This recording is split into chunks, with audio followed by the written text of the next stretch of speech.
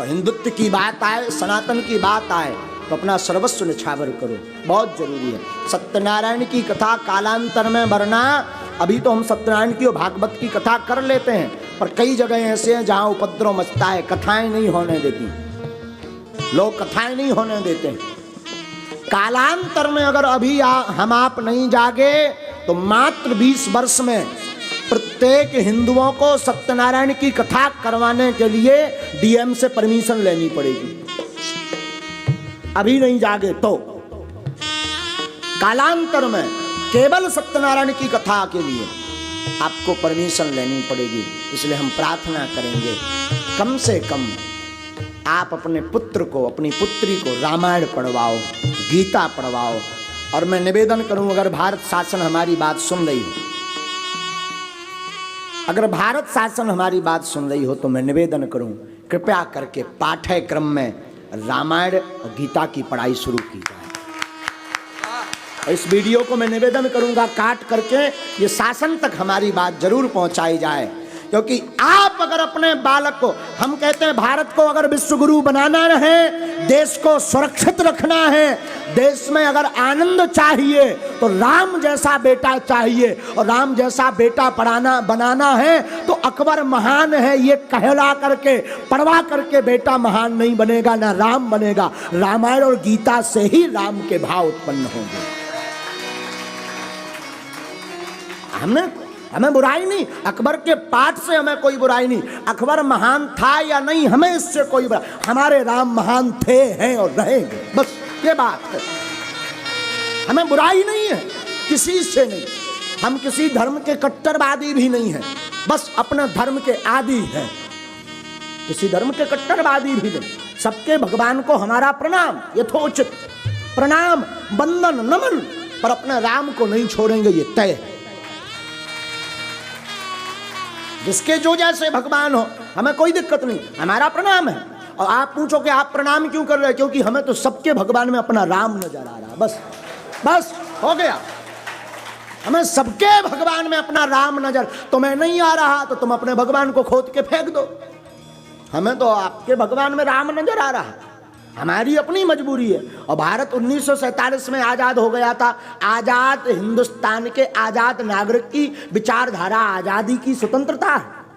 तो मैं प्रार्थना करूं भारत शासन से, अगर मेरी बात शिक्षा मंत्री और भारत के केंद्रीय शिक्षा मंत्री अगर सुने तो प्लीज आई रिक्वेस्ट यू, मेरी प्रार्थना है आप अपने पाठ्यक्रम में कृपा करके रामायण और गीता जरूर जोड़िए। रामायण गीता, अब आप पूछेंगे कि इससे फायदा क्या है, अगर आपने अपने पाठ्यक्रम में रामायण और गीता जोड़ दी, रामायण और गीता जोड़ दी, तो मुझे विश्वास है हमारा जब विद्यार्थी, हमारे देश का विद्यार्थी, हमारे देश का भविष्य युवा जब रामायण पढ़ेगा, राम के चरित्र को पढ़ेगा, राम के चरित्र में आया प्रातः काल उठ कई रघुनाथा, मात पिता गुरु नाभई माथा। राम जी प्रातः काल उठ करके माता पिता को प्रणाम करते, वो पढ़ेंगे तो जीवन में अपनाएंगे, वो अपनाएंगे तो माता पिता जो दर बदर घूम रहे, जो वृद्धाश्रम भारत में बढ़ते जा रहे, उन पर रोक लग जाएगी। और वर्तमान में देश के लिए जहर है लव जिहाद। देश को अगर बचाना है तो रामायण और गीता जरूर पढ़ाओ, मेरी प्रार्थना है, निवेदन है। हमें किसी से कोई बुराई नहीं है, लेकिन मैं निवेदन करूं ना भावनाओं से, ना भावनाओं से, न झूठे भाषण व गंदे काम से, ना भावनाओं से, न झूठे भाषण व गंदे काम से देश चलेगा तो गीता और रामायण से। देश को चलाना है तो गीता और रामायण की आवश्यकता है। पाठ्यक्रम में गीता जरूर जोड़ो। और वैसे तो हम तो सबके प्रेम के आदी हैं, क्रोध के नहीं, हम प्रेम के आदी हैं। गर्व से कहो हम हिंदुत्ववादी, कट्टरता के नहीं, हम प्रेम के आदी हैं, पर गर्व से कहते हैं हम हिंदुत्ववादी हैं। नफरत के नहीं, हम प्रेम के आदी हैं, पर गर्व से कहते हैं हम हिंदुत्ववादी हैं।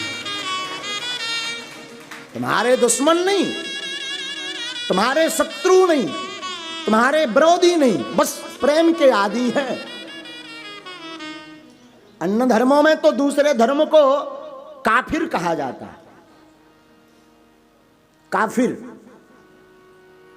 क्या कहते हैं? ये काफिर हैं अन्य धर्म में हम सबके लिए। लेकिन हमारा धर्म, हम तो प्रार्थना करेंगे जितने भी अन्य धर्म के लोग हैं, प्लीज वेलकम टू हिंदू धर्म, स्वागत है, आप आइए, नो प्रॉब्लम, आप आइए, हम आपका स्वागत करेंगे। आप आओ हमारे पास, तिलक लगा कर आओ, धोती पहन कर आओ, कोई दिक्कत नहीं। आप पूछो कि आप हमारे घर पर खाओगे, हम तुम्हारे घर पर रामायण भी बांचेंगे। हाँ, रामायण बांचेंगे, सत्यनारायण बांचेंगे, बस एक बार आओ तो। और हमें एक बात और, भारत में नहीं विश्व में जितने लोग हैं आदिकाल में सब सनातनी थे। आदिकाल में सब सनातनी थे। किसी का इतिहास 400 वर्ष का है, किसी का 500 का, किसी को 200 का, किसी को 300 का, लेकिन हमारा इतिहास त्रेता युग, आज से कितने लाख वर्ष पहले था। कलयुग की आयु है 4,32,000 वर्ष, द्वापर की आयु है 8,64,000 वर्ष। हमारे राम जी 8,70,000 वर्ष के पहले के हैं, और इसके ज्यादा भी हो सकते हैं, तय नहीं हम कर रहे हैं। द्वापर युग के पहले के हैं, राम जी त्रेता युग के हैं। हाँ? तो इतने हमारे 8,64,000 70,000 वर्ष किसी के धर्म को हुआ, तो इसका मतलब सबसे पहले जितने भी संसार में जीव हैं लोग हैं, वो क्या थे? सनातनी थे। बस वो तो भूल गए हैं, इनको समझाना जरूरी है। वो अपने आप को भूल गए, इसलिए तो हम कथा सुनाते हैं, हम कहते हैं सब सुनो। बड़ी बात तो यह है, बागेश्वर धाम से चारों धर्मों के लोग जुड़े, चारों धर्मों। वो हमको पूछते हैं महाराज कोई दिक्कत नहीं? उनका कोई दिक्कत नहीं, आ जाओ, क्या दिक्कत। अभी भी कहते हैं जो आना चाहते हो वेलकम। घर वापसी बहुत जरूरी है। आप सब भूल गए हो अपने आप को, पर असली में तुम्हारे दादाजी भी राम ही थे। हाँ, हम आज बोलते ना, हमारे पिताजी जैसे बागेश्वर धाम है, अपने बाप का घर है ना बागेश्वर धाम। हाँ, तो अपने बाप का घर है बागेश्वर धाम। इन जो भी विश्व में है, इनके बाप का घर भी अयोध्या था। लेकिन ठीक है, कोई बात नहीं। लेकिन हम निवेदन करेंगे, हम प्रेम के, हम क्रोध के नहीं, हम प्रेम के आदि हैं, पर गर्व से कहते हैं हम हिंदुत्ववादी हैं। ये पाठ्यक्रम के लिए हम निवेदन कर रहे थे। इस वीडियो को जरूर, हमारी प्रार्थना है, अगर हमें सुन पा रहे हो, सुनेंगे तो पाठ्यक्रम में गीता और रामायण। अकबर जुड़ सकते तो राम क्यों नहीं जुड़ सकते? अकबर महान हो सकता तो राम महान नहीं हो सकते? हाँ? अकबर भर महान हो सकता तो राम महान नहीं हो सकते? भगवान कृष्ण। हमारी प्रार्थना है कि इसको जरूर जोड़ा जाए। और हम किसी के प्रति नफरत नहीं रखते हैं। कोई ये मत सोचना कि महाराज जी नफरत रखते हैं ना, लेकिन अपना बचाव भी तो जरूरी है। हम किसी को पीटते नहीं है, पर खुद की रक्षा तो करना जरूरी है ना। और मैं हिंदुओं से भी यही प्रार्थना करूंगा, भाला तुम्हें किसी मारने के लिए, लेने के लिए नहीं हम कह रहे हैं। अपने पास तमंचा जरूर रखो, अपने पास भाला जरूर रखो। बहुत कट्टर बात है ये। अपने पास भाला रखो, हथियार रखो, मारने के लिए नहीं, रक्षा के लिए। मारना नहीं है। हाँ, जरूरत लगे तो प्लीज, तुम्हें बाप की सौगंध है। हाँ, अब कोई आप अच्छा, मैं प्रार्थना करूं, आपके पिताजी को कोई गाली बके, गंदा बोले कि तुम्हारे पिताजी काल्पनिक हैं, तुम तो बिना पिताजी के पैदा हो गए, तो अच्छा लगेगा या बुरा? तो हमारे राम हमारे बाप हैं, हमारे राम काल्पनिक कोई कहेगा, हमें अच्छा लगेगा या बुरा?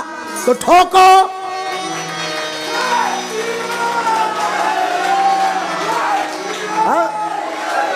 तो ठोको।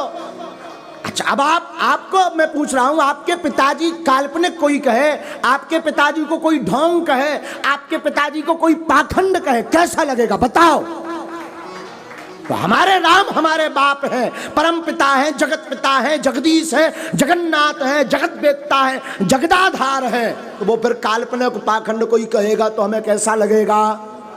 तो माला और भाला फटरी के बड़े कहे हैं, बोलो।